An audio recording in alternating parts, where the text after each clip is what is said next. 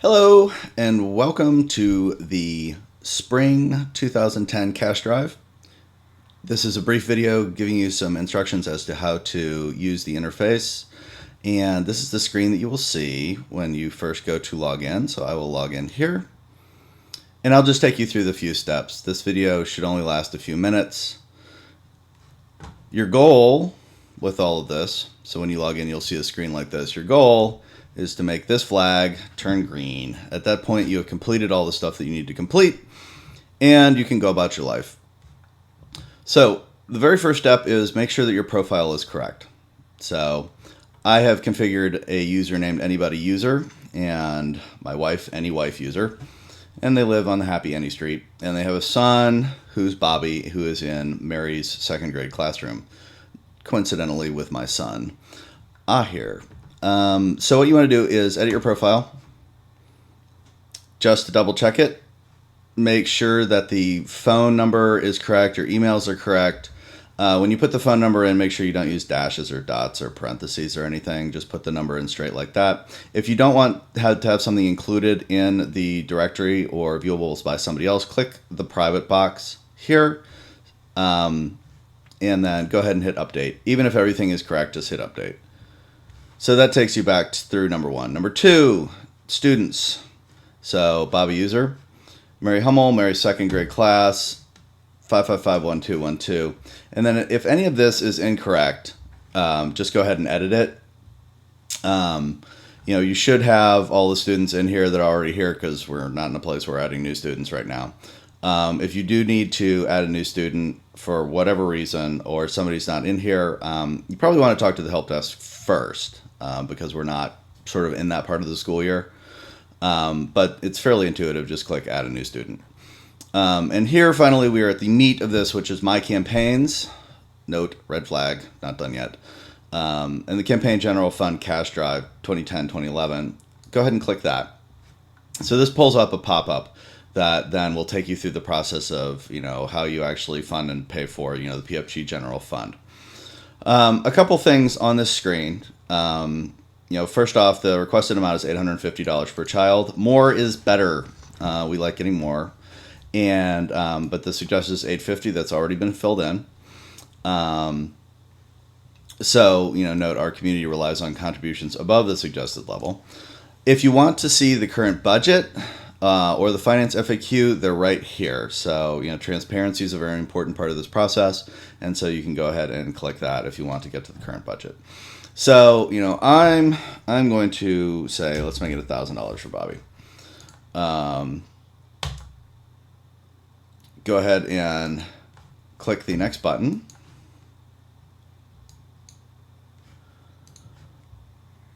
Great.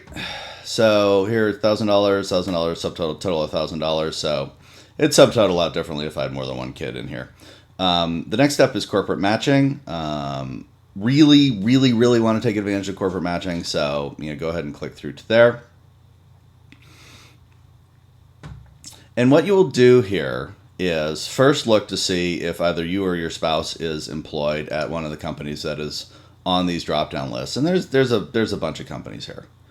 So most of the major tech companies here, a number of banks and such are here.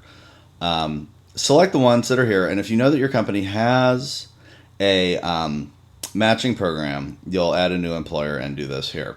An important point is that we know that there's matching that happens at these companies. This process does not automatically make the matching happen. And that's going to depend on your employer, and we'll need to provide some additional instructions potentially for how to do that. There's some places where you can go to do that.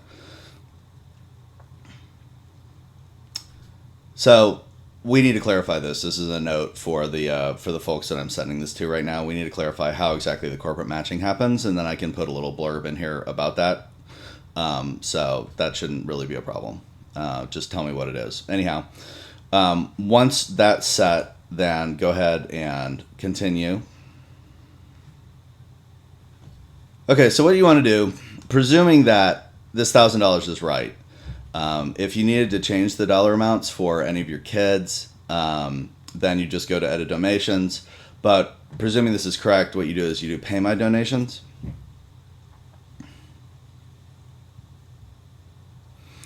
Okay, so there are 4 ways you can do this. You can set it up so that you can do installments.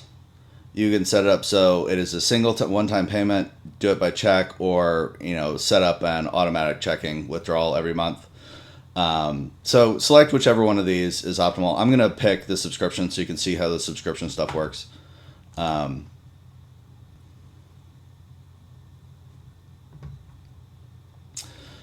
Okay, so basically how many payments do you want to make it across? Is it 10 payments of $100? Is it a single payment, which you could have done just by doing single payment? I'm going to go ahead and say, let's do 6 payments at $166.67.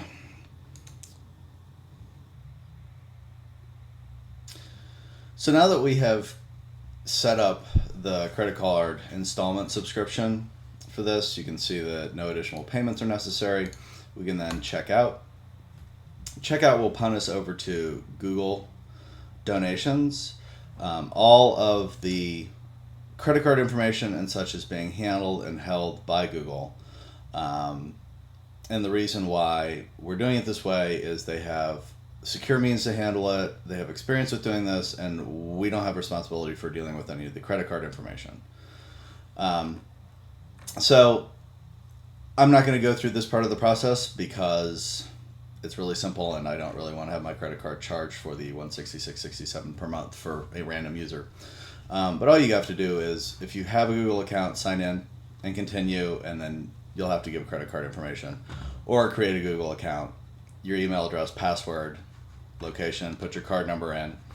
Don't bother checking this unless you really want Google checkout special offers. And that's pretty much all there is to it. And then once you are done, you'll check out, and you'll end up coming back to this page. You hit all done, and then you'll see the receipt. This isn't really a receipt, it's the form that you're going to have to turn in, and if someone will tell me when and where they need to turn it in, I can put that as part of the video. You'll have to sign that here, and here it has a subscription number. So this will need to get printed out and handed in. And then you come back out and you see this is green, and you can log out.